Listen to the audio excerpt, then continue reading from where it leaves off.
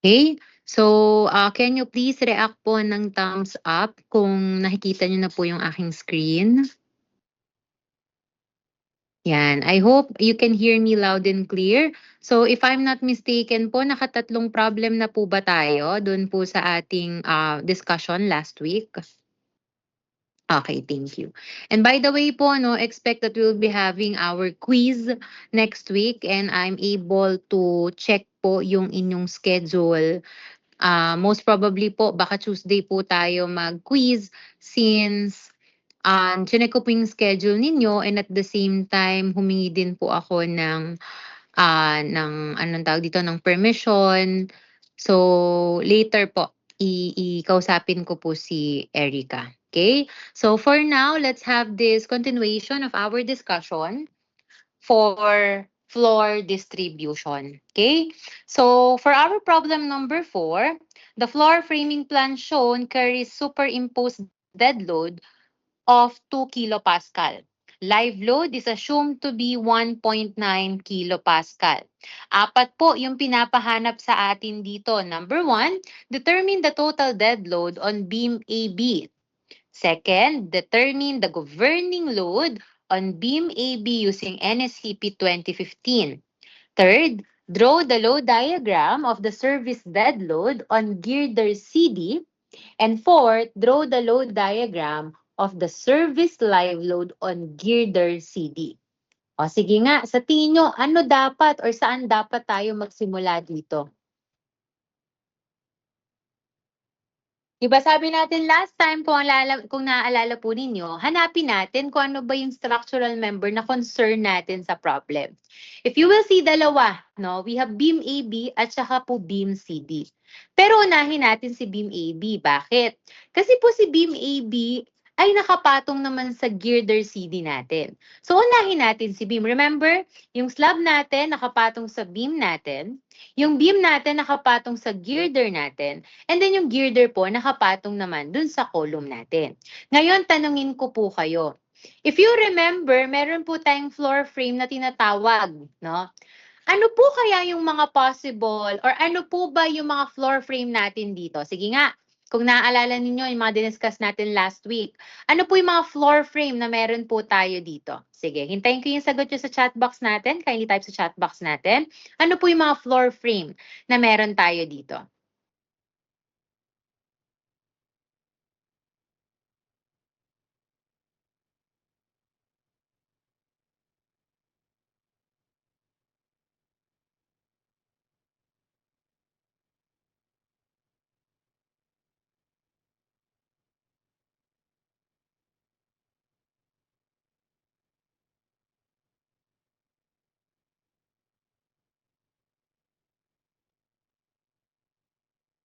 Okay po. So sige, keep it coming, no? Nakikita ko po yung mga sagot ninyo.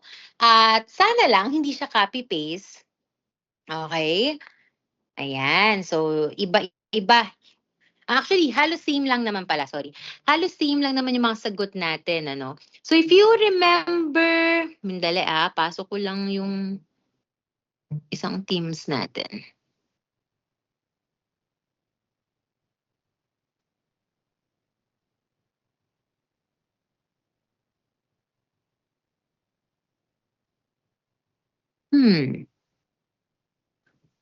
Pero nawawala yung teams natin na isa. Okay, so meron tayong tatlo, tama? Meron po tayong tatlong floor frame. At ano-ano po yon? Meron po tayong FC. Wait lang ha. Nasaan na? Bakit nawala?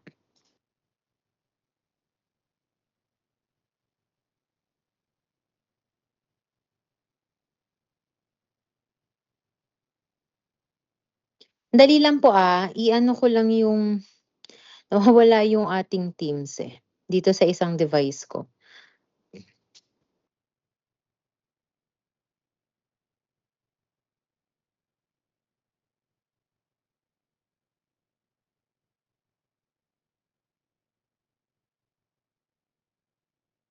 Ayan. So meron po tayong FC, AB. Saan po yun? Isa-isahin natin ha. So meron po tayong tatlong floor frame dito. And again, we have FCAB. I hope nakikita po nating lahat yon. Nasaan po si FCAB? Ito po siya. Okay, we have FCAB. Ito. And then we also have ABGH, katulad nga po ng sagot ninyo. And meron po tayong GEHD. Sa madaling salita po, meron po tayong tatlong floor frame na tinatawag dito. Bakit ba mahalagang nauunawaan natin kung ano ba yung mga slab or frames, floor frames natin dito? Kasi from there, malalaman natin ano ba yung possible. Ulitin ko ha, possible kasi depende sa floor distribution, di ba? So ano-ano ba yung floor frame na possible magpasa sa beam AB natin?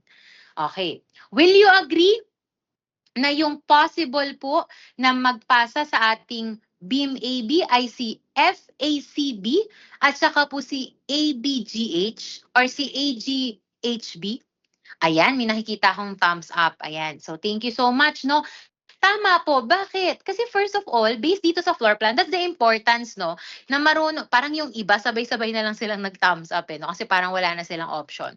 So anyway, if you will notice sa floor plan natin, di ba adjacent, no? Adjacent nung atin pong beam AB dito. Pero, pag kasi nauunawaan natin that the slab ay nakapatong dun sa beam, no?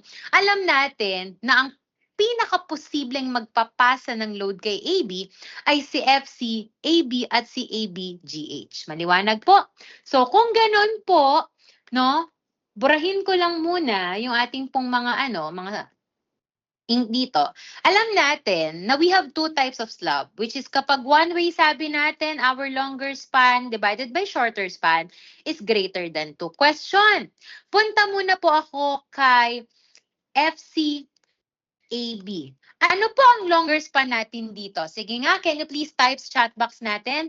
Ano po ang longer span ni FCAB or ni floor frame FCAB? Ano ang dapat nating gamitin?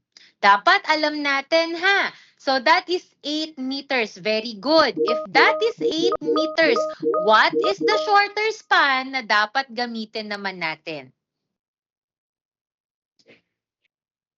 Okay, very good. That's 3 meters. Pakibigay nga po sa akin, ilan po ang 8 divided by 3? Cancel na po tayo dito. Kuha po natin what is longer span divided by shorter span for us to know what is the type of floor distribution.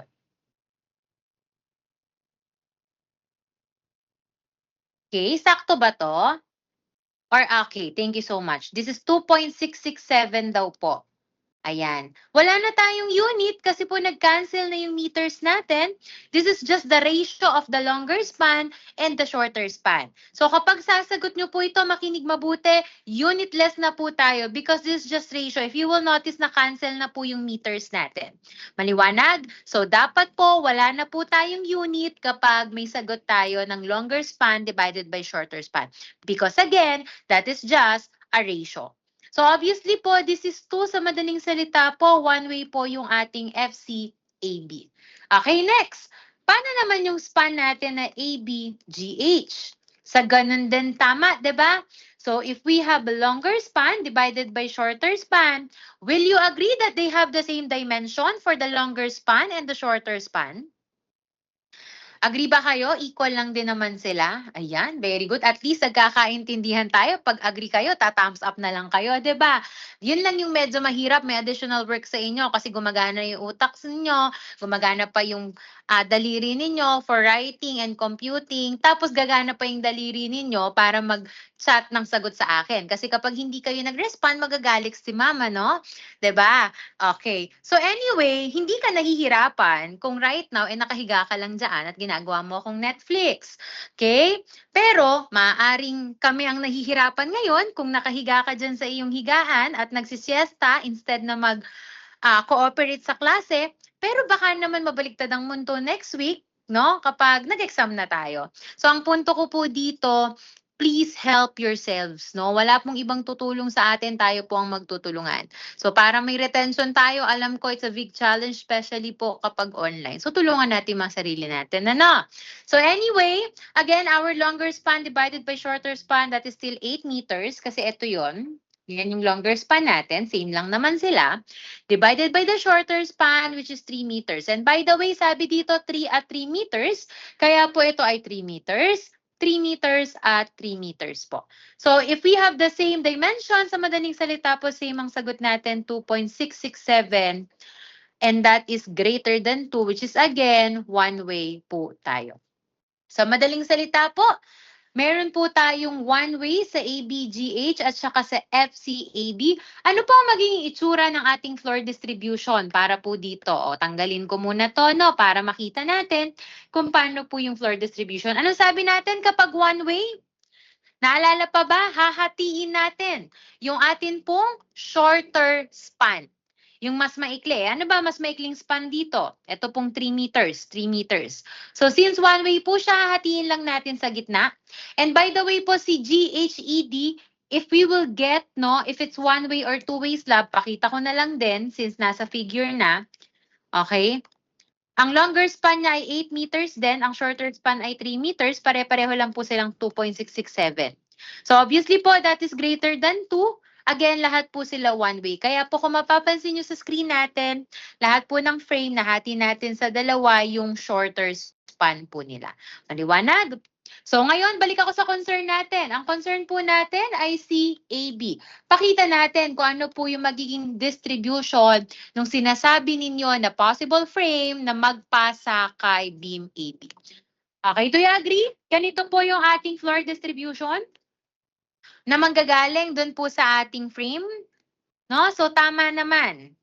Okay, tama po yung atin pong floor distribution. Ulitin ko ha, pag napatunayan nyo po na one way po siya, hatiin mo lang yung shorter span sa kalahati, alam naman natin na meron po tayong ganitong floor distribution. At ito yung isa kong tanong. Ayan, maganda tong tanong ko.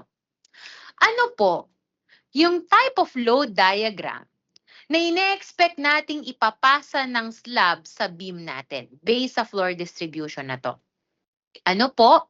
Yung magiging loading diagram ng load na ipapasa ng slab ko sa beam AB ko based sa floor distribution na ito. Sige nga, tingnan nga natin kung naiintindihan nyo ang mga nangyayari. Okay, very good. Nai-imagine ninyo, no? Kung mapapansin nyo, since this is one wave, bakit naging rectangular? Okay, if you will see, diba, ito literally, that is rectangular.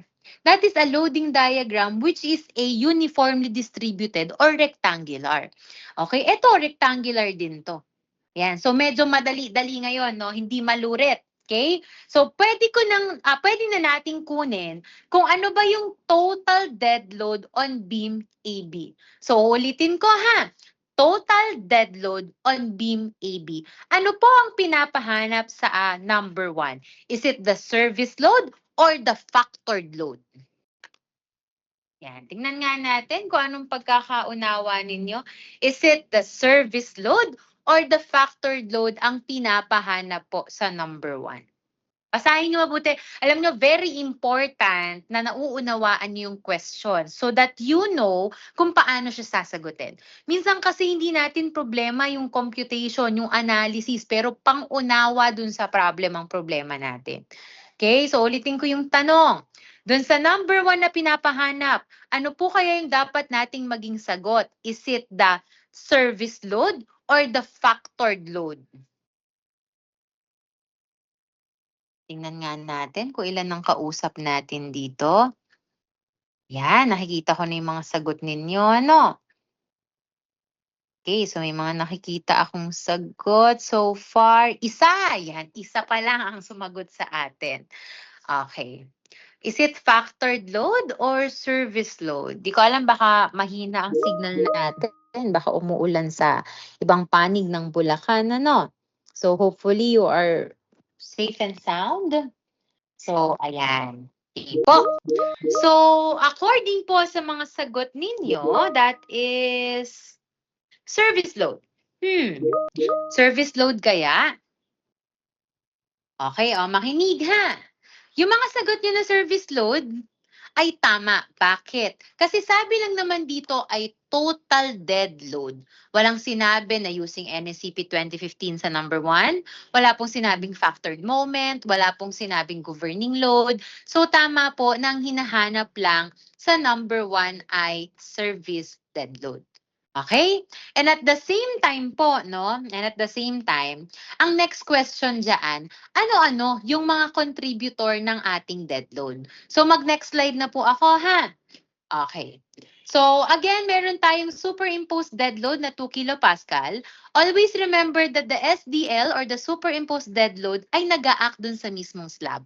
Sa slab po siya nag-a-act. Okay? And also the live load po natin, sa slab po siya nag-a-act. Kasi imagine, may nakita na ba kayong live load na nag-a-act mismo sa beam? 'Di ba? Ma'am, paano yung mga nagme-maintenance? Well, that is just maintenance. That's just once in a blue moon. Hindi siya palagi, hindi siya everyday. So, ang pinatutungkulan na live load dito is yung mga occupants. Like, for example, tayo, occupants tayo ng classroom. Madalas kasi tayo sa classroom. Pero yung tipong nakatore sa beam, unless kung magme-maintenance siguro siya, pero parang wala pa ako nakita na purely may live load na nakapatong sa beam alone. No? So, again, yung ating pong live load na binigay dito is nag-a-act mismo dun sa slab natin. Okay? So, ano po yung mga contributor ng dead load po natin kay AB? Kasi ang tanong dito sa problem is the total dead load on beam AB eh. 'Di ba? Dito sa number 1. Total dead load on beam AB po. Okay? So, ngayon, dali yan. Total dead load on beam AB. So ngayon, punta na po tayo dito sa ating computation. Ano-ano po yung mga contributor ng total ng dead load natin kay beam AB? Okay, ano-ano po kaya yung contributor ng atin pong dead load dito kay beam AB? Sa tingin nyo, ano mga dadalhin ni beam AB na dead load? Very good. Gusto ko yung isang sagutan, no? Para at least, total naman, magta-type na siya, ibigay na natin lahat. Okay. Number 1, tama naman yung sagot ninyo, no? Yan, dali tingnan ko yung sagot ng iba. Okay. 'Di ba? Number 1, alam natin may self-weight yung beam natin. Tama. Kasi parang ikaw yan eh. Dinadala mo yung sarili mong bigat. So, ibig sabihin, yung self-weight ni beam, dadalhin niya yon. So, kasama yon. Ano pa? May nakita ako ditong sagot. Self-weight ng slab. Tama. Kasi ipapasa ni slab, yung self-weight ni slab ay dead load, which is ipapasa niya sa beam, AB. Ano pa? May nakita pa ako kanina. Tama, superimposed dead load. Kasi kasama yan sa ipapasa ng slab kay beam AB. Okay? So sa madaling salita po, sa pagkuha po ng total service dead load kay beam AB, ano yung mga contributor natin? Ito po. So the total dead load will be equal to the dead load, the superimposed dead load plus the self-weight of the slab plus the weight of the beam. Okay, or the self-weight of the beam. Ngayon, hindi nyo kailangan mag-overthink masyado with the loading diagram. Bakit? I mean, in this specific problem ha, doon sa unang pinapahanap. Bakit? Kasi po, kung babalikan natin yung tanong, ang sabi lang po sa atin, what is the total service dead load? What is the total dead load? 'Di ba? Sabi sa problem. Ngayon, ang hinihingi lang sa atin sa problem is the magnitude. Okay, magnitude lang. So, hindi nila nire-require yung loading diagram. Kaya kung mapapansin po ninyo dito sa equation natin, inad lang po natin siya. Okay? Kasi ang kailangan lang sa number 1 is the magnitude. So, kunin po natin. Punta muna tayo with the superimposed dead load. Paano tayo ulit kumukuha ng superimposed dead load? 'Di ba, ang given sa problem ay 2 kilopascal. Sorry, it should be small. Small dapat yan. Minsan kasi nag-auto-correct, no? Ayan. So, that is 2 kilopascal, which is again, ang equivalent po ng kilopascal ay kilonewton per meter squared. And then, i-multiply lang natin siya by the tributary width. Ngayon, di ba ang tributary width natin dito, ayan, ito, ay 1.5 meters. Tapos ito ay 1.5 meters. Okay?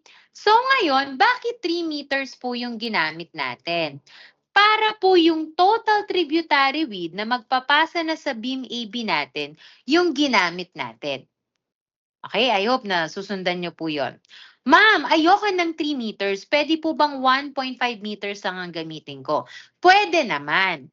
Pero mamaya kapag nag-total ka, kailangan i-times 2 mo pa siya. Okay? Pwede mo siyang i-times 2 kasi nagkataon na pareho sila ng tributary width. Pero kapag hindi sila pareho, I suggest, no, i-add mo na lang. Kung, makinig kung pareho din sila, in this case kasi, ang hinihingi lang naman is the magnitude, no? So, hindi nagma-matter yung itsura ng loading diagram. Okay? Kaya I suggest, since rectangular load naman siya pareho, no? Since rectangular load naman siya pareho, okay, pareho siyang rectangular load, i-add mo na lang yung tributary width, which is again 3 meters. Okay? So, if we will to multiply, tama, 2 times 3 is 6 kilonewton per meter, which is again, that is the superimposed dead load. Okay? I hope nakakasunod po tayo. At the same time, no, yung atin pong cross-sectional area for the floor beams or beams, gawa po ito sa steel. Gawa po sa steel si AB. Ito rin po, sorry dito ako bumalik. Sorry balikan ko lang. Si AB, GH, FCED, tapos yung girder FAGE natin at girder CBHD, lahat po sila gawa sa girder. Pati po yung column natin. Ang gawa lang po sa concrete ay yung slab, which is 100 millimeter po. That is the thickness. Okay? That is the thickness po, yung 100 millimeter. So going back po dito, no? Makinig Ang girder po natin dito is si CD at saka po yung kabila, no? Ito po. Yan po yung ating girder. If you will notice, longer sila in span. Ngayon, ma'am, hindi po ba girder yung atin pong FC at saka DE? Hindi po ba girder yung ating FC at saka DE? That is considered a beam kasi wala naman pong nakapatong sa kanila na another beam para gawin siyang girder. Nagkataon lang nandito siya. So, diretso na po yan, makinig. Diretso na po yung nakakabit sa column. Kaya po yung atin pong DE at saka AC, no? Tama ba? Ito. Sorry. Yan. Wait lang. Mag-pen tayo. Kaya ito pong beam na ito, at saka po yung beam na ito, makinig diretso na yan sa column. Hindi na siya dadaan o hindi na siya papatong sa girder. Kasi ito na yung column ba't ka pa dadaan? Makakadagdag ka lang ng bigat dun sa girder. Diretso mo na sa column yung dadalin mong loads. Okay? So I hope nauunawaan po yun. Ngayon, punta po tayo dun sa slab. Sorry. So again, ang slab po natin ay gawa po sa concrete. Sabi nga natin kapag wala pong sinabi sa problem, that is 24 kilonewton per cubic meter. Multiply lang natin sa atin pong thickness, which is 0.1 meters. Kaya po ito, patama na lang Nagalaw yung ating PowerPoint. So, small ck dapat. Multiply by 0.1 meter, which is the thickness only. Don't forget, i-multiply pa natin yan by 3 meters, which is again, what is 3 meters? That is the tributary width. Okay, that is the tributary width. Again, saan po equal yan? Paki-double check nga kung tama if it's 7.2 kilonewton per meter. 2.4 times 3, tama naman. That is 7.2 kilonewton per meter. Again, that is the self-weight of our slab. Okay, yan po ang self-weight ng ating slab. Ano na lang po ang kulang natin para masagot po natin yung atin pong self-weight ng beam para makompleto na yung ating total dead load. Punta tayo with the self-weight of the beam. Again, sabi natin, that is the unit weight multiplied by cross-sectional area. Pag wala pong binigay sa problem kung ano po ang ating unit weight na gagamitin, ano po dapat ang gamitin natin? 24 kilonewton per cubic meter. Ito ang tanong ko ngayon, type nyo sa chat box. Anong cross-sectional area ang gagamitin natin for beam AB? Sige nga. Anong cross-sectional area ang gagamitin natin for beam AB?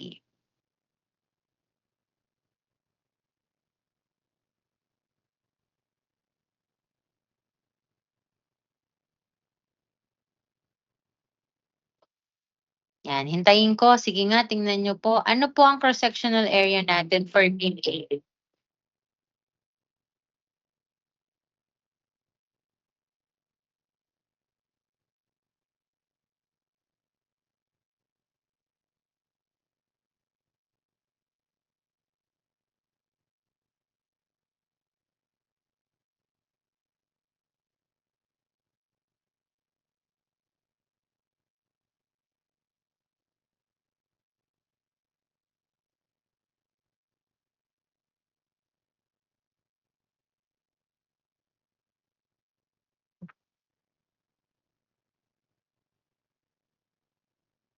Ano kaya sa tingin nyo yung area na gagamitin natin for cross-sectional area ng atin pong beam AB? Si beam AB po ang concern natin dito ha. Kaya po siya ang atin pong hahanapan ng cross-sectional area.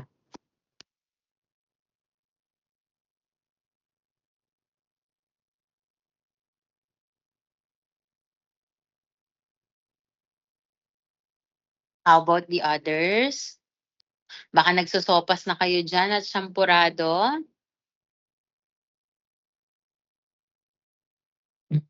Okay. Mhm. Saan galing yan? Ang tanong ko po is the cross-sectional area ha, for the self-weight of the beam. Okay, makinig. Tama po yung mga sagot nyo, 200 mm by 400 mm. Saan po galing yon? Sa yung 0.2 by 0.4 po ang sagot ninyo, galing po sa 200 mm by 400 mm. Binigyan po tayo ng area or cross-sectional area for the steel floor beams. Ano po yun? Ito po yung mga steel floor beams natin, yung apat na yan, then dalawa po yung girder natin with 250 mm by 500 mm girder.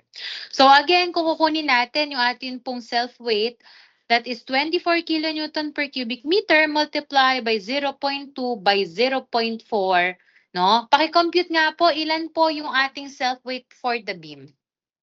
24 multiply by 0.2 by 0.4. By the way, that is in meter squared. Okay, ilagay ko dito, meter squared. Para po ang ating resulting unit ay kilonewton per meter. Okay, this is meter squared. Paki-compute po, what is 24 multiplied by 0.2 multiplied by 0.4, which is again the self-weight of our beam AB.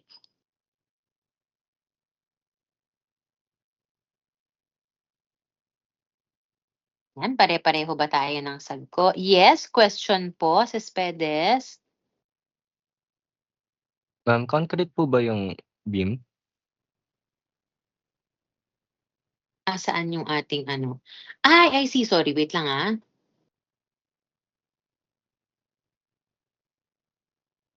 Oh yes, it should be concrete na bago pala dito. Sorry. It should be concrete. Yes, thank you. Pero concrete siya sa given, 'di ba? Kanina. So concrete siya. Sorry. Nabago siya dun sa next slide natin. Okay, it should be concrete. Ayan. Namali lang yan, sorry. That should be concrete. Pero yung original given ito. Ito yung given. Yeah, concrete. 'Di ba? Nag-contradict yung ating two slides. But it should be concrete. So thank you, yan. Yan. It should be concrete. Hindi pala natin nabago dito. Okay, it should be concrete. Baguhin ko na lang po, concrete floor beam. Tapos ito po ay concrete girder. Ang steel po natin, ang siguradong steel natin is yung column. Yeah, there, same. Pero doon sa original given ha, naka-concrete po tayo. Ayan, medyo mabagal yata yung ano. Okay, again, concrete po siya. Concrete girder siya, concrete beam. Okay, concrete floor beam, that is just the same with simply concrete beam. Ibig sabihin kaya siya concrete floor beam, it is used to carry yung ating slab or yung mga flooring natin. Okay na? So, yun po. Okay. So, di ko pala nabago dito yung term natin. So, 1.92 kilonewton per meter. Okay na po tayo, ano? Sige po. So we just need to add everything. Again, we have 6 kilonewton per meter plus 7.2 kilonewton per meter plus 1.92 kilonewton per meter. Tama ba? This is 15.12 kilonewton per meter. Okay? Yan. Sige. Ngayon, ito na yung final answer natin. Yan, sorry. Ito na yung final answer natin. For number 1. Kasi ang tanong lang naman doon is the magnitude itself, which is again, 15.12 kilonewton per meter. Ngayon, dagdagan ko lang ha. Dagdagan ko lang. Dagdagan natin in a sense na gusto ko lang i-drawing. Ipapakita ko lang sa inyo paano kung i-drawing ko yung number 1 natin na problem. Okay? 'Di ba ang tawag diyan ay beam AB. Saan nakapatong si beam AB? 'Di ba sa girder?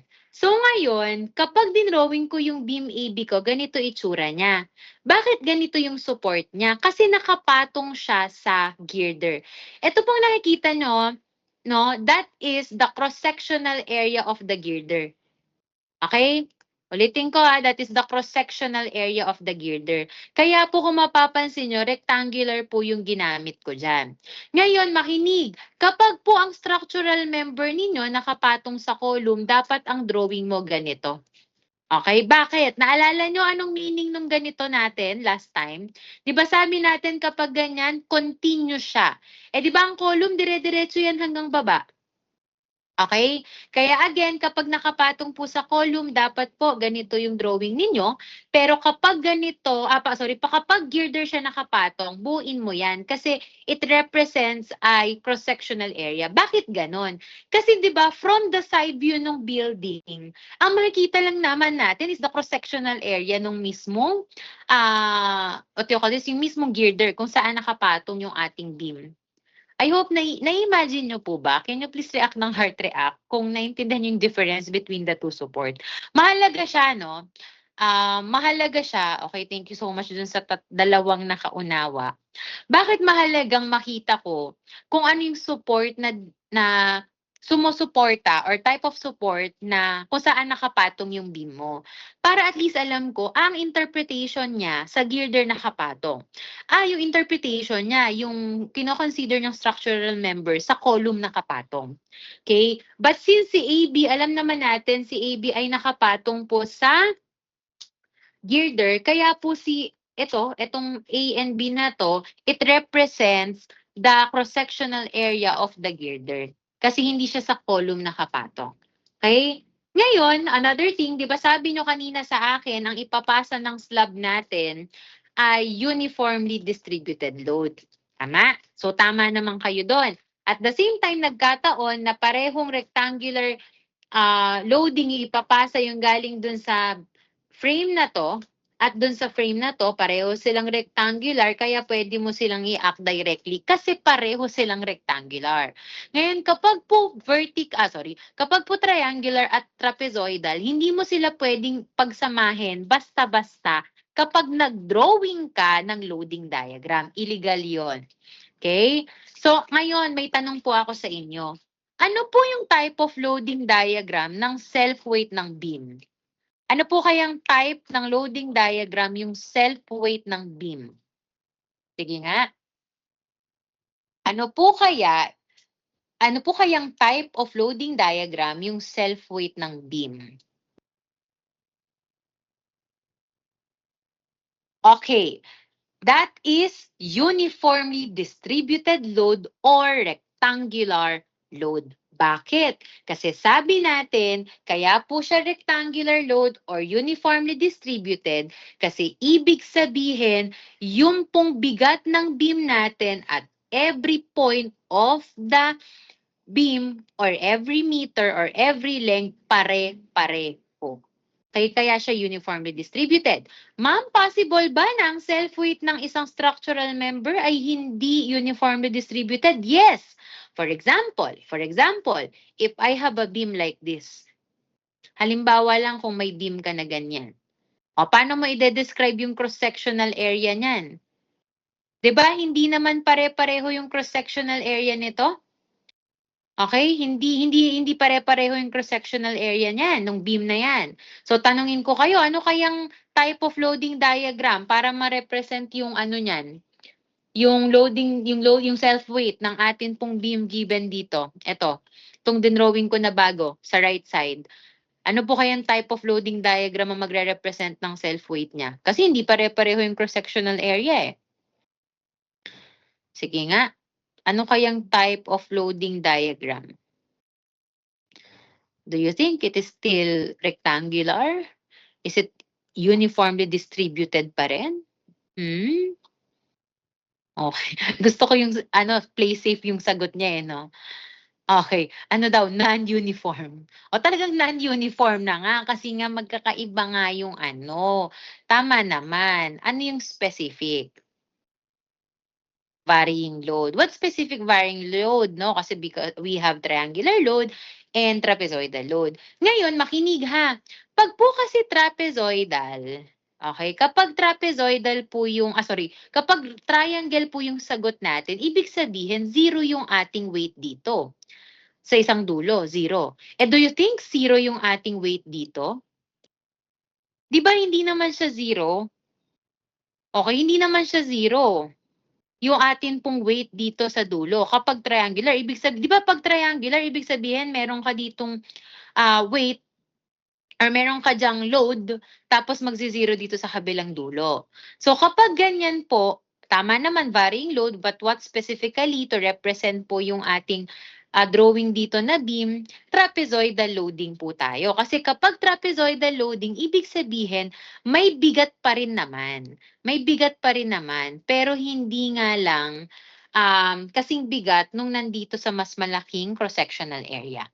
Okay, nakukuha nyo po, kapag magkakaiba na po yung cross-sectional area niya, ibig sabihin varying load na, pero most probably po trapezoidal loading siya. Kasi kung triangular loading, ibig sabihin magzi-zero yung isang side. Eh, lahat naman sila per meter length or per length may bigat.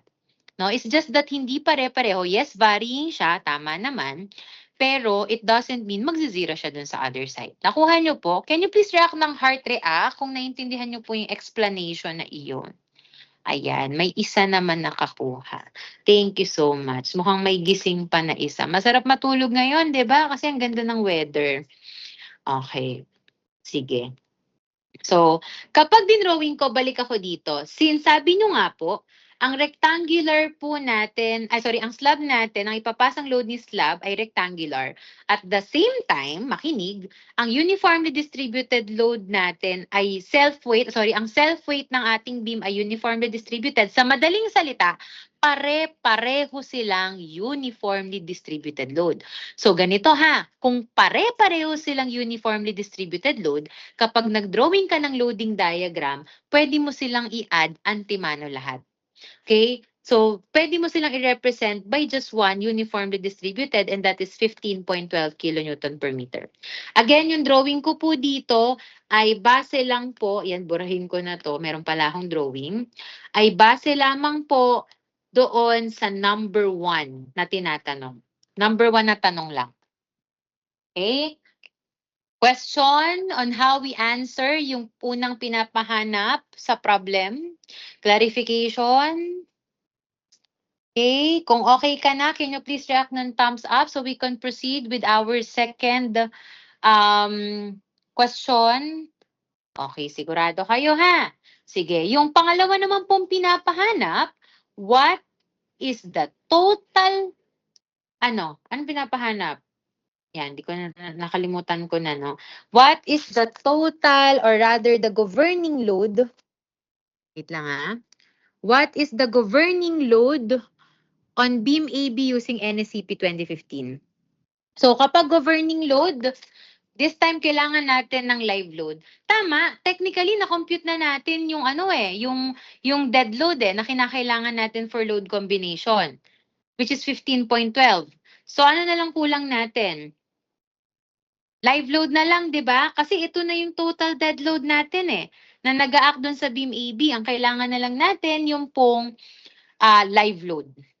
Okay? Paano natin kukumputin si live load na nag-a-act doon sa atin pong or dadali ng AB natin? Again, si live load, directly pong nag-a-act kay slab. Ipapasa lang po ni slab kay beam. So, to get our live load, that is 1.9 kilonewton per meter squared, multiply by tributary width. Again, our tributary width po is 3 meters.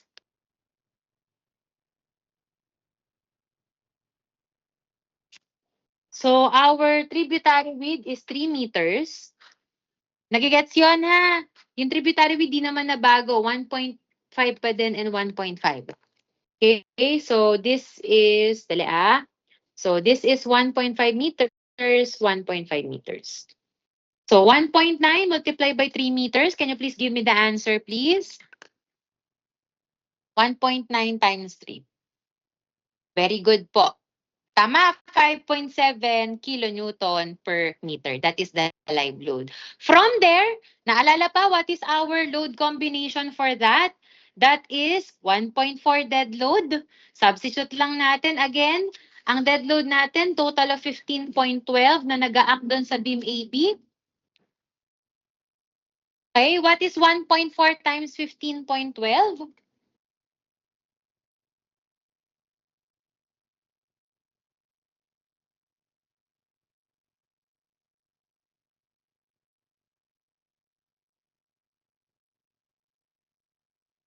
Pinapahanap po, governing load, ano? So, dapat i-compare natin sila pareho. 21.168, check natin if we have the same answer. Okay po, we have the same answer. Check lang natin with the second load combination, which is 1.2 times our dead load 15.12 plus 1.6 multiplied by 5.7. Okay? So, kindly double check na lang kung tama po yung answer ko, no? Which is 27.264 kilonewton per meter. Yan, same naman. Okay, nakita ko na, same. Pero what's our answer for number 2? Hindi natin pwedeng isagot ito pareho, no? So, ang tanong po sa atin ay governing load. Therefore po, ang pipiliin natin is yung mas malaki, which is 27.264 kilonewton per meter. Okay? So, that is our answer for number 2. Ngayon, again, kung idodrawing ko po yan, yung para lang sa number 2 yung tanong lang sa number 2, again, nakapatong yung beam AB natin sa atin pong girder. So, idrawing ko po ulit. Ngayon, since si live load ay nag-a-act po dun sa ating slab, malamang sa malamang, no, i-add lang natin yan sa atin pong uniformly distributed or nire-represent po nung atin pong loading, yung floor distribution natin dito kung paano niya ipapasa dun sa beam natin. So, ito po, as is na yan, uniformly distributed naman pare-pareho, yung dead load at saka slab, pwede mo nang gamitin to with a magnitude of 27.264. Kasi again, lahat ng live load natin at lahat ng dead load natin ay uniformly distributed load. So, pwede mo lang silang pagsama-samahin pagdating sa pagre-represent ng loading diagram kung pare-pareho sila ng type of loading diagram. Okay? So that is, ano ang ano nito? Ano ang span nito? Di ba 8 meters? Yan. 8 meters yung span niya. Alright? So that is for number 2. Okay po tayo doon. You have question for number 2? Clarification? Okay, you can raise your hands. You can type sa atin pong chat box if may tanong. Okay, I think we can proceed with our third. Third na, no? Yung pinapahanap sa problem. Ayan. Sorry, naku, natakpan ko pala yung drawing natin. Load diagram daw for dead load on girder CD. Sorry. Yan, sandali ha. Burahin ko lang to. At natakpan natin. But I hope nagigets nyo kung paano tayo nag-come up sa drawing na ito. Dinrawing ko lang yung sagot natin sa number 2 alone ha. Representing lang the load, the governing load for beam AB. Okay, burahin ko muna at nandito pala yung ating sagot, no, for number 3. Sa number 3 po, pinapahanap po yung loading diagram for dead load. Loading diagram for dead load on girder CD. Ito yung girder CD natin. Yan. Ito. Yan, ito yung girder CD natin. Question, tanungin ko kayo. Ano po yung mga contributor ng dead load sa girder CD? Sa tingin nyo, ano yung mag-a-act sa kanya ng mga dead load? Sige nga, isipin nyo mabuti. Type nyo sa chat box kung ano sa tingin nyo yung iba't ibang mga dead load na mag-a-act sa girder CD.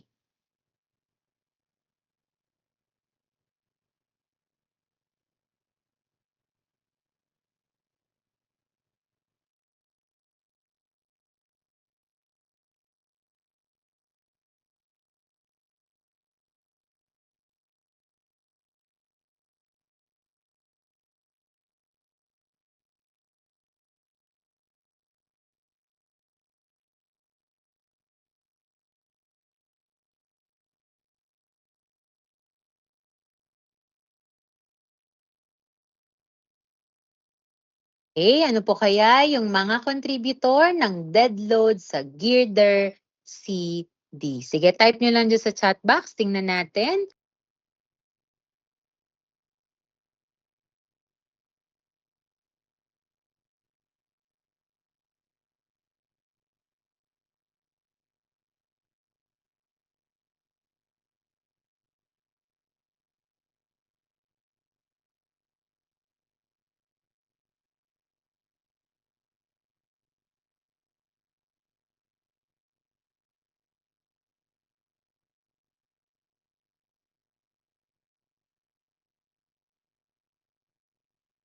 Yan, so nakikita ko yung mga sagot nyo dito. No? Meron dito sabi, dead load daw po ng AB at GH. Okay. Superimpose slab, beam, girder. Okay. Self-weight ng slab, beam, girder. Okay. Ayan. Actually, tama na yung mga sagot nyo, no? Pero paano natin ipapasa in what type of or in what form of load natin ipapasa sa girder natin? O, may sabi dito, reaction at B and H, self-weight ng girder. Okay. Merong beam, slab, girder, SDL, slab, beam, self-weight, superimposed dead load. Okay. Again, no, sabi ko nga po, tama naman. Contributor sa superimpose, self-weight ng slab, self-weight ng beam, doon po sa girder natin. Pero, okay, makinig. Pero, in what form ipapasa nung atin pong beam sa girder natin yung kanyang load? In what type of load diagram, no? O, tingnan nyo mabuti, ha? O, tingin kayo sa laser pointer natin, i-zoom ko ng konti. Si AB, okay, si AB natin dito, at saka po yung ating, what do you call this, yung atin pong beam dito, okay, di ba nakapatong siya, tama GH to, okay, GH to, no? Matagal kasi pag binalik ko. So, beam GH, so we have beam AB at saka beam GH, ito, okay, nakapatong siya sa girder natin. Ngayon, sila lang bang dalawa yung nakapatong dun sa ating girder CD dito sa girder natin? Silang dalawa lang ba? Yes po. Kasi again, yung girder ko, ay, yung beam ko po dito sa dulo at dito ay direkta na pong nakapatong sa column natin. Ngayon, ang question ay, sa tingin niyo po ba magpapasa pa ng load yung beam na 'to at etong beam ko sa baba at dun sa taas ko, dun sa girder ko? Sa tingin niyo may dadalhin pa bang girder? Ay, may dadalhin pa bang load yung girder mula dun sa dalawang beams natin? Dito po sa taas at saka po dito sa baba. Okay. It is just answerable by yes or no, ano? So, sa tingin nyo ba magpapasa yung dalawang beam natin dun pa sa girder natin? Very good. Siyempre hindi na. Kasi ito nga yung sinasabi natin. Since ayan na yung column, idiretso mo na sa column. Huwag mo nang pahirapan yung girder. Papabigatin mo pa siya eh. Okay? So ngayon tama yung sagot ninyo. Yung superimpose at saka slab at saka self-weight ng beam, yes, ipapasa niya yun sa CD, but in the form of concentrated load. Paano? O, pakita ko ha. Please bear with my drawing. Yan, drawing muna natin. Ito sabihin natin yung atin pong beam AB. Tapos sabihin natin, ito yung ating beam GH. Tama ba? GH yung isa, ano? Yan. Okay. Tama ba ako? May nakapag-lecture ba dyan? GH yun, GH. Okay, ayan. May nakita na akong thumbs up. Diba? GH. Ayan. Ngayon, silang dalawa lang yung i-drawing ko ha. Kasi silang dalawa lang yung dadalhin ng ating girder. So, ito yung girder natin. Yan siya. Okay, assuming na ito yung ating girder. Okay, tapos, sana na-imagine nyo po kung paano siya mangyayari. This is yung D natin. Ito yung D natin. Okay? Ito yung D natin, tapos ito yung C natin. Nakikita nyo? Tapos, di ba, sabi natin kanina, uniformly distributed naman to. Yung lahat ng dadali niyang load. Yun yung load diagram, uniformly distributed. So, ngayon, kukunin lang natin yung reaction natin. Okay, reaction for AB. At tama po, no, ang ipapasa pong type of load ni beam AB sa girder natin ay concentrated load. Okay? So, dito sa GH natin, sa tingin nyo po ba, same lang sila ng load na dadalhin ni beam AB? Sige nga, isipin nyo nga po. Sa tingin nyo po ba, same lang sila ng dadalhin na load ni beam AB? Si GH po. Tingnan nyo si GH. Sa tingin nyo ba, same lang sila ng dadalhin na load ni beam AB? Si GH. Okay. Tama po, same lang. Pero bakit naging same ha? Makinig. Kapag ganyan sa exam, i-double check mo para masabi mong pareho sila ng load na dadalhin. Una, i-check mo kung pareho sila ng dimension. Yung mga floor frame na pwedeng contributor ni beam GH, pareho ba dun sa dimension ng floor frame na magko-contribute kay beam AB? Second, pareho ba sila ng type of distribution? If it's one-way, pareho namang one-way. Okay? Pangatlo, same ba yung cross-sectional area ng beam natin? Kasi kung hindi naman same, bakit sila magiging pareho ng load? Nagigets nyo po? So, paano sila magiging pareho ng load na dinadala? So, in this case, pareho yung floor framing plan, pareho yung floor distribution, pareho rin yung cross-section. Kaya po, kung idodrawing natin yung loading diagram ni beam GH, pareho lang po sila. So, ibig sabihin, yung reaction na mako-compute natin for AB, yun din yung reaction na mako-compute natin for GH. Okay? And at the same time, makinig ha, makinig. Tandaan nyo po, sabi sa third law of Newton, that is action and reaction. So pag pinasa ni AB yung kanyang reaction, kailangan pagdating dito, pababa na siya. Kasi action and reaction. Equal in magnitude but opposite in direction. Okay? Okay tayo doon? So kunin muna natin yung reaction galing sa AB. Okay. So, di ba si 15.12, that is our dead load? Tama ba? That is our dead load. Okay? Di ba yun yung dead load natin? Ito, 15.12. That is the dead load. Ay, sorry, question pala. Yung pinapadrawing sa atin, di ba po ang sabi dyan sa number 3 ay draw the loading diagram of the service dead load. So, ibig sabihin po, hindi po natin siya gagamitin or gagamitan ng NSCP 2015 or hindi po natin gagamitan ng factored factor of safety. Hindi natin siya gagamitan ng factor of safety. Kaya po, ito na rin yung gagamitin natin. Kasi di ba ito yung service dead load sa AB? Yung na-compute natin kanina. Ang kagandahan, na-compute na natin siya kanina. Kukunin na lang natin yung reaction. So, paano natin kukunin yung reaction? 15.12 kilonewton per meter multiplied by 8 meters divided by 2. Kasi paghahatian po siya ni R sa left at ng support sa left at support sa right, which is si AB. Support A, support B. Okay? So, 60.48. Pa-double check na lang po if tama po yung sagot natin for the reaction of support A and support B. Okay, thank you so much for your reaction. Thumbs up, tama daw po. So ngayon, i-plot na natin siya. Pero may nakalimutan pa tayo. Meron pa tayong dapat isama na dead load. Ano pa po yun? Yung self-weight po ni girder. So, computein natin ha, yung self-weight po ng girder natin. Okay lang, mag-next page na po ako. Yun pa po yung kulang natin, self-weight ni girder. So again, to compute for the self-weight of girder, pinakita ko na pala dito, Unit weight of the concrete, again, sorry, that should be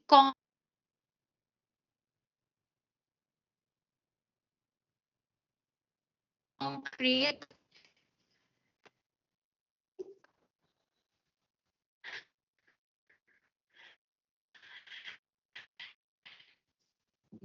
This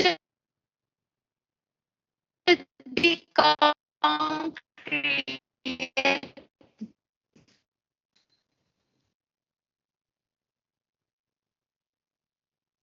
And this one should be concrete. Okay. Baka nawala yung, nandyan pa ba yung ano ko? Nakikita niyo pa yung screen ko? Can you please react po ng thumbs up kung nakikita niyo pa yung screen ko? Yan, mukhang nawala.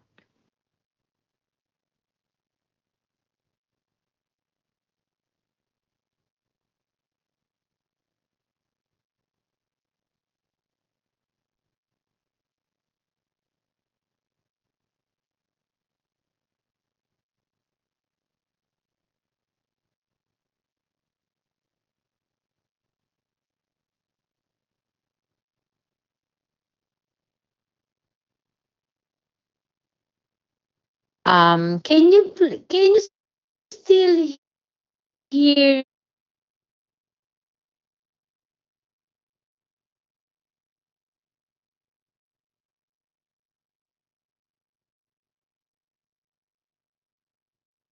me? CE3C, can you please react po ng thumbs up kung naririnig niyo pa ako? Okay, walang nakakarinig sa akin.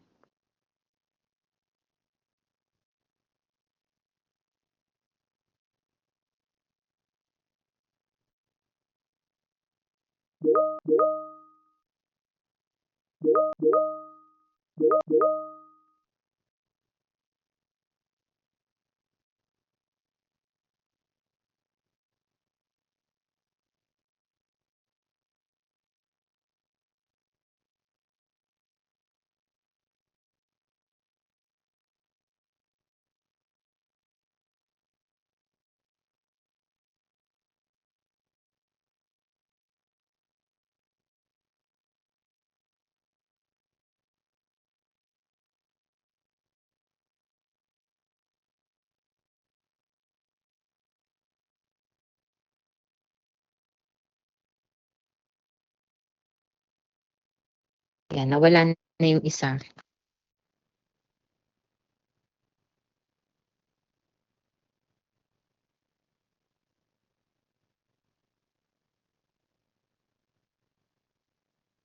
Hello po.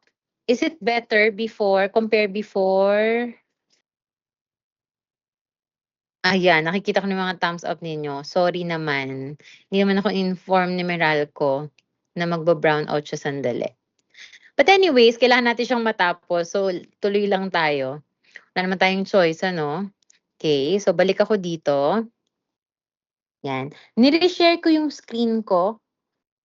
Okay, kasi magkaiba kami ng connection ni laptop eh. Can you see my screen right now? Can you please react po ng thumbs up? Kung nakikita niyo na yung screen ko. Ayan, better na yung ano natin, audio, no? Di na siya putol-putol. Okay. So sige, going back, di ba kanina sabi natin, ang kulang na lang po natin is yung self-weight ng girder po natin. So that is unit weight of the concrete. Again, concrete po yung ating material, ha? So 24 kilonewton per cubic meter multiplied by 0.25 by 0.5, that is the cross-section po kasi ng girder. Ito po, cross-section po siya ng girder. So kapag minultiply po natin siya, that is 3 kilonewton per meter. Maliwanag po, that is 3 kilonewton per meter. Okay? So ngayon, paano natin siya ito drawing? Ano po ang self-weight ng ating girder? Self-weight po ng girder natin. What is the self-weight of the girder? Ano pong self-weight ng girder natin? Ano magiging loading diagram niya? Sa tingin nyo, ano magiging loading diagram ng girder natin in this case?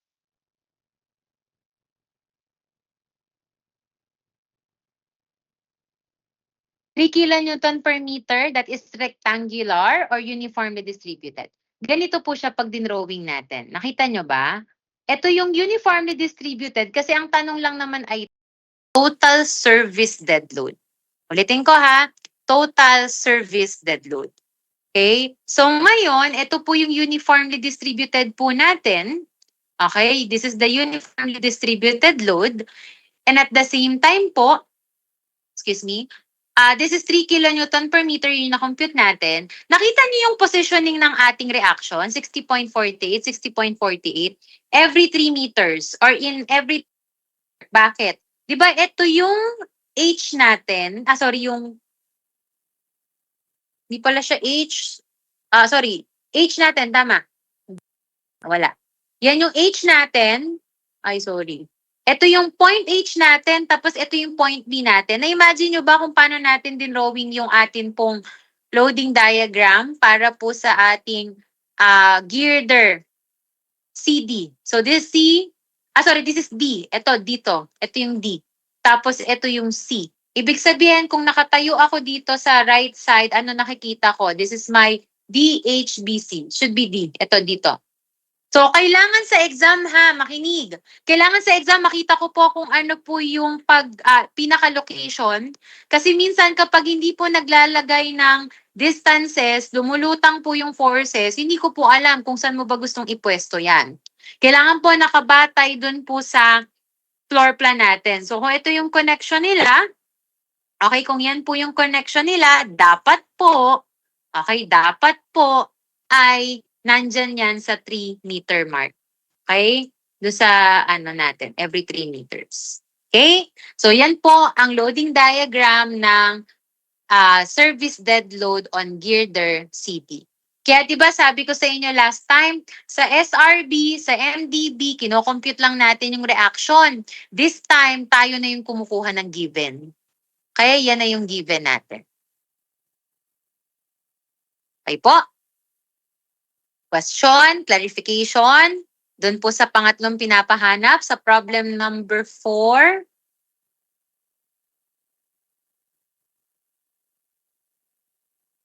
Can you please react ng heart react? Kung kahit pa paano po ay nasundan naman. Yung totoo lang, kung sino lang talaga yung nakasunod, may isa naman. Thank you. Ayan, 4, 5 na sila. Okay. Sige po, punta po ako dun po sa ating huling pinapahanap sa problem number 4. So, load diagram naman daw po ng live load on girder CD. Sa tingin nyo po, sino po kaya ang contributor ng live load natin sa girder CD? Kanina dead load Okay, kanina dead load po. Yung contributor, yung pinapahanap sa atin, therefore, part of it, yung magagaling sa slab, magagaling sa self-weight ni beam, and at the same time, yung self-weight mismo ng girder. But this time, live load naman po yung pinapahanap. Sa tingin nyo po, saan lang ba may live load dun sa structure natin? Saan ba may direktang nag-a-act na live load sa structure natin? Di ba po, doon po sa slab lamang? Okay? So ngayon, anong magiging itsura or ano po ang ipapasa sa atin na live load ng atin pong beam? Nagigets niyo po ba? Yung live load po natin, sa slab lang po siya nag-a-act. Wala pong live load na direktang gumagalaw or dinadala ng girder mo. Ulitin ko walang direktang dinadala yung girder CD mo. Kasi wala namang occupants doon sa mismong girder, di ba? Asa na occupants natin? Nasa slab. So ngayon, ang mangyayari po, ang dadalhin lang po na live load ng girder natin is just the reaction coming from the live load sa beams natin. Kaya po kung nakikita ninyo, nilagay ko na po dito yung pong beam, kung saan may beam AB po tayo dito. Ito pong 5.7, saan po galing ito? Ito po yung na-compute natin kanina na live load. Pakita ko lang. Ito po yun, yung 5.7. Ayan, mabagal yata yung paggalaw sa inyo. 5.7 kilonewton per meter. Yung po yung live load kanina na nag-a-act sa slab na ipapasa niya po sa beam AB natin. So sabi nyo nga po, equal lang po sila ni GH. Okay, so ibig sabihin po, if kukunin natin yung reaction due to the live load sa beam AB natin, so 5.7 multiplied by 8 divided by 2 is equals to 22.8. Tama po ba? Paki-double check nga po if tama yung sagot dito. Okay, so tama lang naman po siya. Alright. So, ibig sabihin po, kung ipa-plot ko po siya dito sa aking girder CD, ayan, ito yung ano natin again, nakatayo ako dito. This is my D, this is my C. Kung mapapansin nyo po yung location ng atin pong 22.8 dito, wala na siyang uniformly distributed kasi wala naman po tayong, again, direktang live load na nag-a-act sa girder. Ang meron lang po na live load is yung reaction ng live load na manggagaling or nag-a-act sa beam AB natin at sa beam GH po natin. This is okay. Doon po sa beam GH natin at sa beam AB po natin. Ulitin ko po, ito yung dinrawing ko kanina. Balikan ko lang, ito po yun. Ganito po yung configuration ng pagpapasa ng loading. Ulitin ko, ganito yung configuration ng pagpapasa ng loading dito po sa ating girder. By action and reaction, kung ang iyong reaction sa beam ay upward, pagpasa niya dito sa girder CD, magiging downward na po siya. Kaya po ganito yung atin pong loading diagram para sa girder CD due to live load. So, yan na po yung sagot natin sa number 4. Ito na po.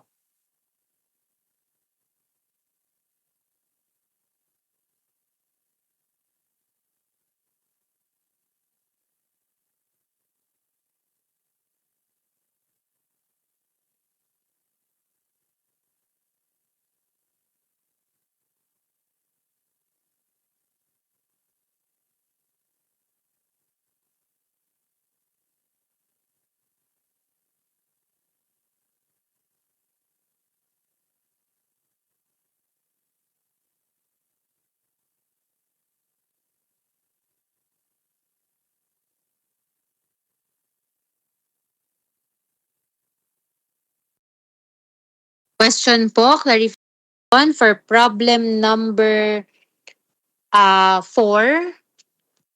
I hope nasundan nyo naman po. Can you please react ng heart react kung naintindihan naman po, wala kang tanong? Ayan, meron naman pa akong kausap na mga 3. Okay. Sige po.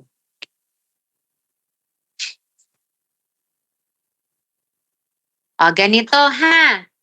Nakita niyo po itong next slide ko. This is problem number 5. Kindly try answering problem number 5. Okay, kindly try answering problem number 5. Ngayon, ganito, makinig kayo mabuti sa instruction ko. Sagutan niyo po yan hanggat makakaya ninyo, kung hanggang saan lang yung kayang sagutan, no? That will be your output for today. Bago niyo po sagutan, i-explain ko lamang po. Sabi po dito, a floor framing is shown. It supports a total dead load, including self-weight of slab of 6 kilopascal. Live load is assumed to be 4.8 kilopascal. Draw the loading diagram of frame B using load combination. So, sa madaling salita po, esan yung frame B dito? Makinig ha, makinig. This is frame A. Yung buo na yan, span to span, that is frame A. Ito po, span to span. Frame A. Ito po yung frame B, yung buo na yan. Okay, medyo may ano yata, frame B, frame B. Ito po yung frame C, yung buo na to. This is frame C. Ito po yung frame 1. Ito yung frame 1. Ito yung frame 2. And this is another frame. Ang pinapadrawing lang po sa inyo ay frame B po. Ito. Okay? Itong frame B lang po yung pinapadrawing sa inyo. Ngayon po, there are instances po, no, sa plano, di ba may building design kayo at saka may drawing kayo. Nakita nyo ba to? may mga times halimbawa may beam tayo dyan. Halimbawa lang. Tapos 'di ba yung label niya, alam niyo yung may prime, Y prime? Makikita niyo yun sa plano minsan. Y prime, may A prime, yung may prime. Bakit may prime siya? Usually yun yung ginagamit na label kapag hindi span to span yung iyong frame. When I say span to span, if you will notice, yung beam natin hanggang dito lang. Hindi siya umabot sa dulo. So gumagamit tayo ng prime minsan to have that as label. Ngayon may tinatawag din tayong planted column. Pag sinabing planted column, yan halimbawa, third floor lang yung meron, second floor, fourth floor, wala siyang column na nakaposisyon na ganito. Okay? So ginagawa natin, nagle-label tayo dyan nung may mga prime. Okay? So that is planted column. Kapag hindi, kaya siya tinag na planted column, hindi siya nakakonekta doon sa configuration ng column. Hindi siya doon sa column na hanggang foundation. Kaya siya tinag na planted column kasi yun lang yung meron. Halimbawa, third floor lang yung may meron nun, tapos doon sa location na yun. Kaya tawag sa kanya ay planted column. And at the same time, makinig muna kayo mabuti kasi this can help you in terms of your analysis. Ito pong nakikita po ninyo, ito po ay overhang ng mga slab. Alam niyo yung cantilever beam? Di ba alam niyo yung cantilever beam? Sabi natin yung isang end lang yung may support, yung isa naka-overhang. Etong tatlo na to, cantilever beam yan. Kasi yung isang side lang niya nakadikit sa column, so naka-fix yan. Okay? Ngayon, paano yung ibang side? Yung isang side. May nakapatong sa kanya na beam. Ito, si B sub 1 nakapatong. Ito naman, si B sub 2 yung nakapatong. Okay? So may slab ka dyan ha. Sabi ko nga sa inyo, sa actual, yan yung balcony ng mga bahay nyo or ng building. Yan yung balcony. Ngayon, tanungin kita. Makinig. Tanungin kita. Sa tingin mo ba, yung B sub 1 ko tsaka B sub 2 ko yung nakapatong sa cantilever beam? Or yung cantilever beam ang nakapatong dun sa B sub 1 tsaka B sub 2? O, sabihin mo, mamili ka lang sa A and B na scenario. Yung A na scenario, makinig. Yung A na scenario, yung dalawang beam na B sub 1 tsaka B sub 2, nakapatong siya sa tatlong cantilever beam natin. That is the scenario A. Yung scenario B, yung B sub 1 ko at B sub 2, doon nakapatong yung tatlong cantilever beam ko. Ulitin ko, sa scenario 2, yung tatlong cantilever beam ko nakapatong kay B sub 1 at saka B sub 2. Can you please type sa chat box natin kung ano yung scenario na nangyayari kaya dito? Is it yung A or B? Sige, tingnan natin. Okay, buti na lang A yung sagot ninyo. Bakit? Kasi kung B po yung sagot ninyo, imaginein mo na lang. Kung nakapatong yung tatlong cantilever dito sa beam B sub 1 mo at B sub 2 mo, sinong sumasalo sa beam B sub 1 tsaka B sub 2 mo? Lumulutang siya. 'Di ba? Lumulutang siya, dala niya lahat ng bigat. Okay? Unlike do sa scenario 1, kung si cantilever beam ang nagdadala kay B sub 1 tsaka kay B sub 2, hindi pwede nang ipasa sa column kasi support niya si column eh. Na-imagine mo ba? Okay, kaya sa pagsasagot nyo po nito, make sure, again, yung mga notes natin, tingnan mo muna kung ano yung mga frames na magpapasa doon sa ating frame B, ano yung mga possible. And then at the same time, kung mapapansin nyo yung connection na to, ito po, yung connection na to, asa na? Ayan. Yung connection na to, that is, ang magpapasa dyan is the reaction coming from your B sub 1 plus the reaction coming sa B sub 2. Yung po yung yan po yung ipapasa na load ni B sub 1 at ni B sub 2 dito po sa point na to ni cantilever beam dito. Siyempre may mga self-weight din yung cantilever beam. So anyway, may reaction ka dyan. Maliwanag po. So hindi ko po ito ibibigay sa inyo ng bukod. You can take a screenshot. Ito po yung output nyo for today. Pakisagutan po. Okay. Pare-pareho naman po yung bibigay kong time sa ibang section. So before po, kasi napansin ko parang medyo maano yung signal natin. So ganito, sagutan nyo muna to. Okay, sagutan nyo muna po ito. And then, gawin ko na lang siyang sagutan nyo until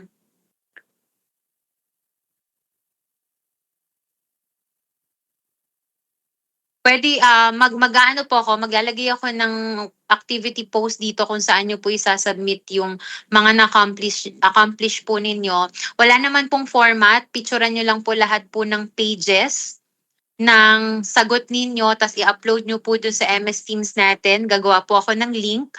Pwede po kayong mag-upload doon until 5 p.m. only. Hanggang 5 p.m. lang po. Kung ano lang po ang ma-accomplish ninyo. But please, as much as you can, pakisagutan po mabuti. I-upload ko po. That will be your output for today. Para at least hindi tayo kumain ng internet while you are waiting. But yun muna po. Tapos, do you have question pala? Clarification? You just need to answer this one.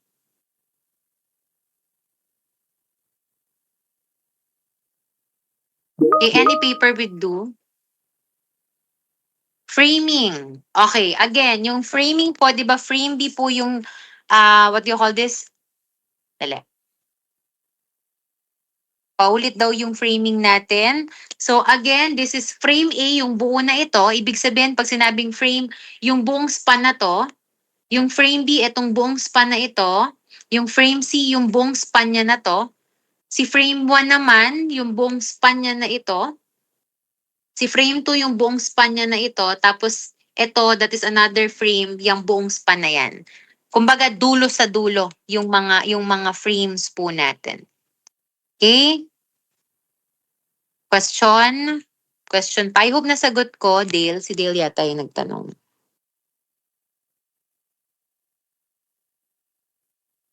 Question pa po?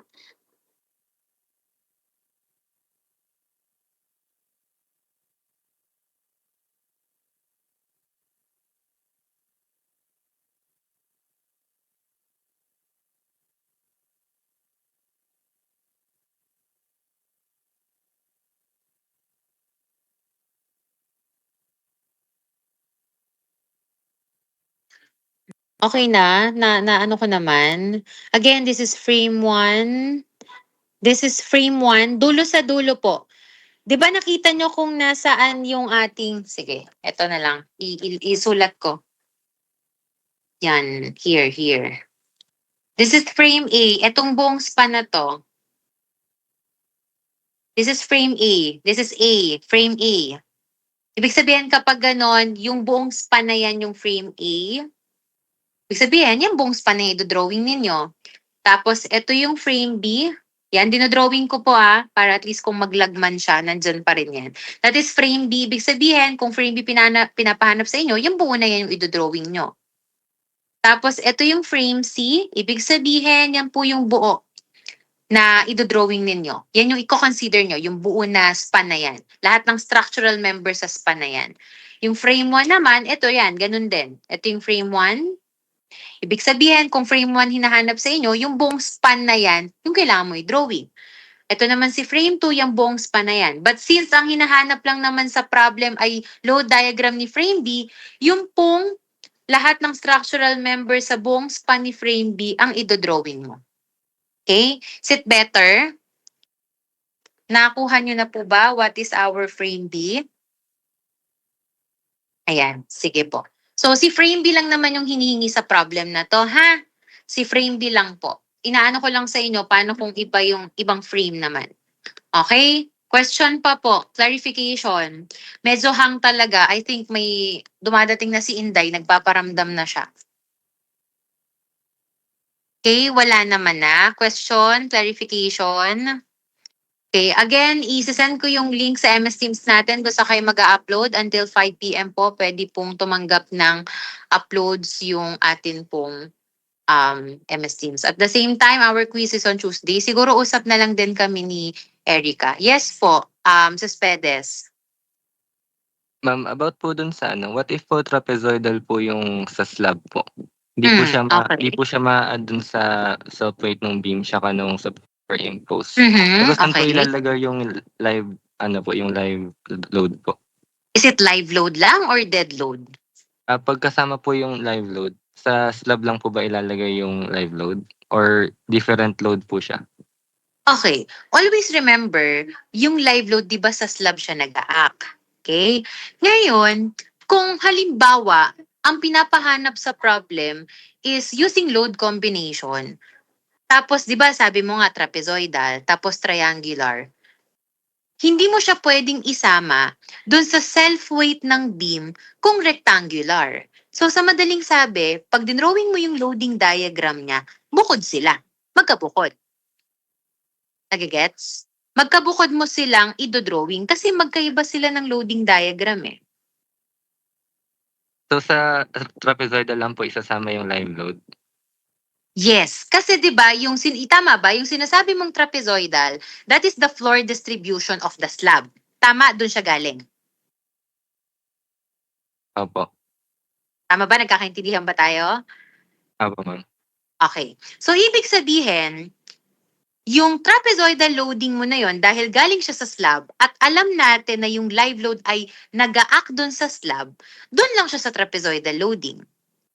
Okay? Hindi natin siya pwedeng ihalo doon sa rectangular at hindi rin natin siya pwedeng ihalo, halimbawa lang sa SPEDES, sa triangular, kung yung triangular ko naman, ibang slab ang pinanggalingan. Nagigets? Sige. Opo, ma'am. So, pag po yung gagamitin pong, yung imu-multiply po sa dead load sa beam is 1.6 po, pero dun sa slab is 1.2 plus 1.6, 1.4 po dun sa beam, tas dun sa slab po is 1.2 plus 1.6 po. Doon nga papasok 'di ba yung dalawang governing load natin. Actually, ang tama talaga, i-try mo pareho. Pero nagigets naman kasi na sure na mag-govern yung 1.4, 'di ba? Kasi 0 yung live load mo eh. 'Di ba? Nagigets kita na mag-govern yung 1.4 compared dun sa 1.2, lalo kung 0 yung live load mo. So, ang point ko dito, ang tamang paraan talaga, i-apply mo pa rin yung dalawang load combination para makita mo what's governing, pero obviously nga, tama yung sabi mo, mag-govern yung 1.4 kasi mas malaki yun lalo't kapag 0 ang live load mo. Gets? Nasagot ko ba yung tanong mo? Sana hindi ako choppy. Opo, thank you po.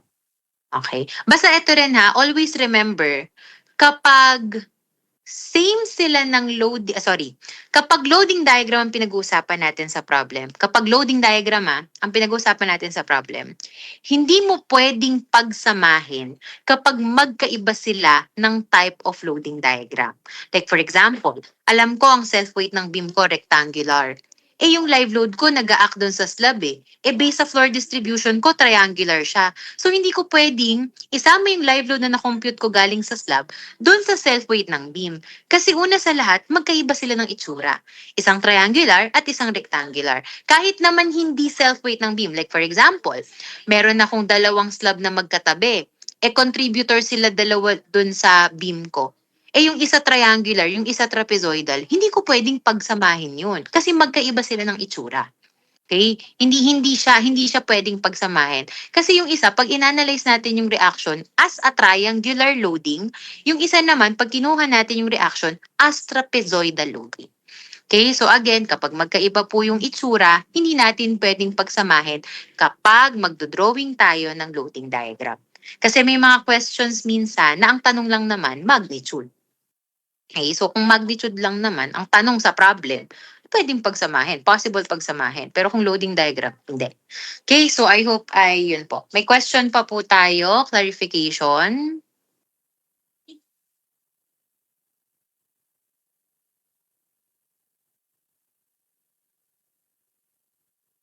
Yan, so I hope nasagot ko yung mga questions ng ating mga kaklase dito and I hope nag-start na rin kayong magsagot dyan. Ngayon, kung wala naman ng question, para rin hindi kumain dun sa ating sa mga internet kasi for sure yung iba sa inyo baka affected na rin yung area. Pwede muna kayong mag-leave dun sa ating MS Teams. Usap lang kami ni Erica sandali siguro para dun sa schedule natin.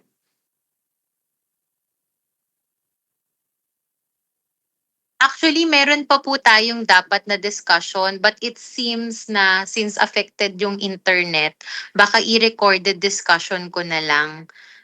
Okay, yun lang yung con siguro kapag sunod-sunod kasi yung ating oras.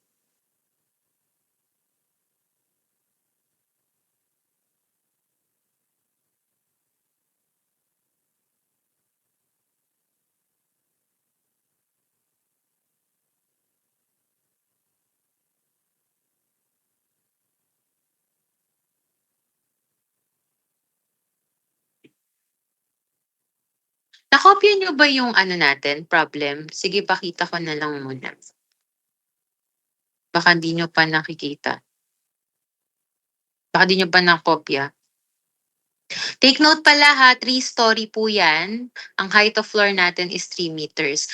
And at the same time, yan po ay made of concrete since wala pong binigay sa atin kung ano ang unit weight.